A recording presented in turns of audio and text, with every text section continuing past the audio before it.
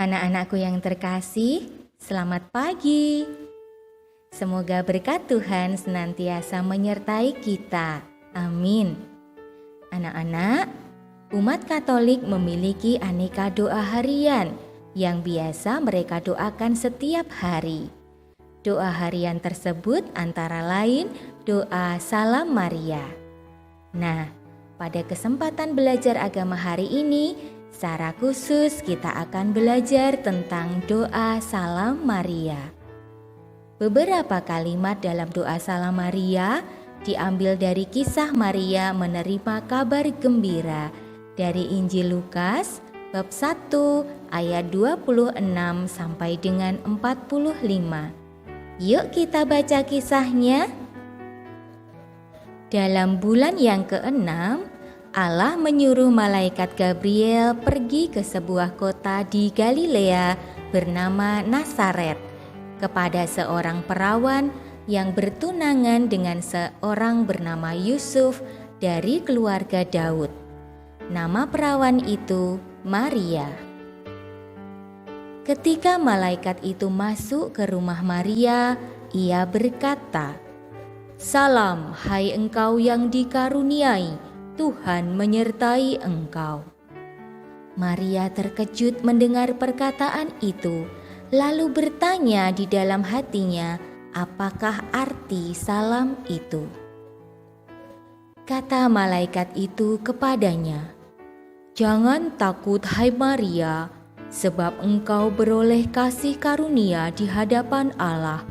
Sesungguhnya engkau akan mengandung dan akan melahirkan seorang anak laki-laki, dan hendaklah engkau menamai dia Yesus. Ia akan menjadi besar dan akan disebut Anak Allah yang Maha Tinggi, dan Tuhan Allah akan mengaruniakan kepadanya tahta Daud, bapa leluhurnya, dan ia akan menjadi raja atas kaum keturunan Yakub sampai selama-lamanya, dan kerajaannya tidak akan berkesudahan."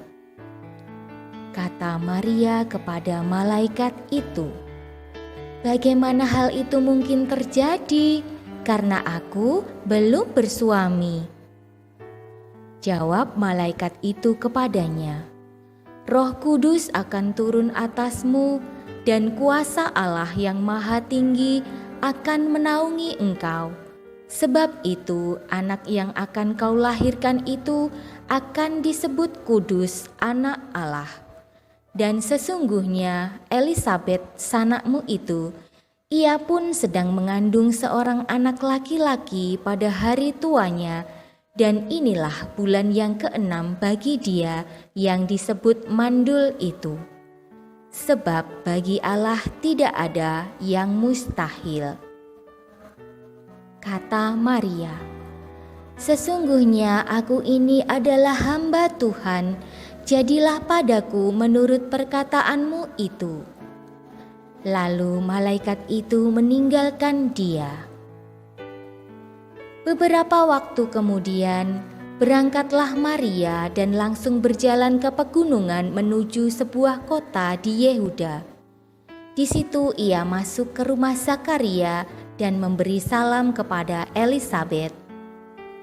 Dan ketika Elisabet mendengar salam Maria, melonjaklah anak yang di dalam rahimnya, dan Elisabet pun penuh dengan Roh Kudus, lalu berseru dengan suara nyaring, "Diberkatilah engkau di antara semua perempuan, dan diberkatilah buah rahimmu.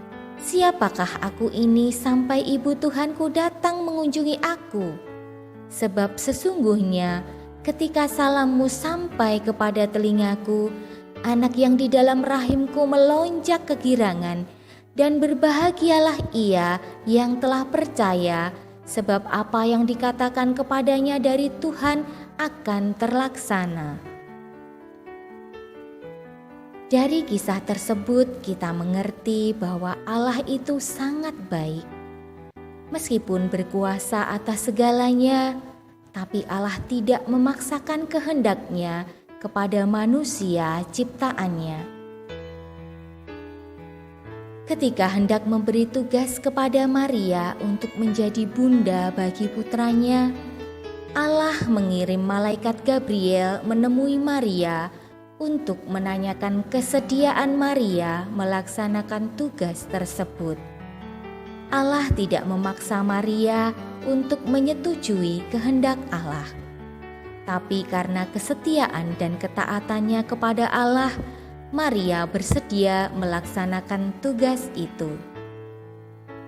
Kesetiaan dan ketaatan Maria inilah yang membuatnya dihormati oleh umat Katolik.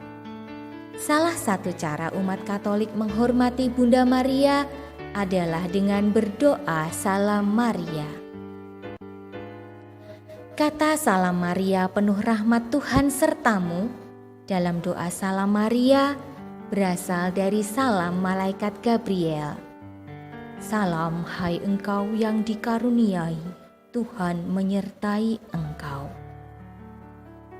Sedangkan kata terpujilah engkau di antara wanita dan terpujilah buah tubuhmu berasal dari salam Elisabet yang berbahagia saat dikunjungi Maria setelah menerima kabar gembira dari malaikat Gabriel. Diberkatilah engkau di antara semua perempuan dan diberkatilah buah rahimmu. Anak-anakku yang terkasih, demikian agungnya kisah di balik doa Salam Maria. Maka sebaiknya setiap kali berdoa Salam Maria, kita melakukannya dengan sungguh-sungguh dan dengan sikap doa yang baik. Tindakan Allah yang mengutus malaikat Gabriel untuk menanyakan kesediaan Maria menjadi ibu Tuhan Yesus sesuai dengan pengamalan Pancasila, khususnya sila keempat yang berbunyi, kerakyatan yang dipimpin oleh hikmat kebijaksanaan dalam permusyawaratan perwakilan. Sebagai anak bangsa yang baik, kita harus mengamalkan sila keempat Pancasila dalam kehidupan sehari-hari.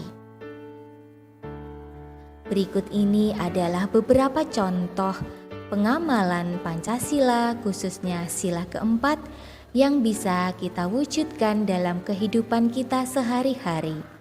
Yang pertama, musyawarah di dalam keluarga. Yang kedua, mendengarkan saat orang lain menyampaikan pendapat.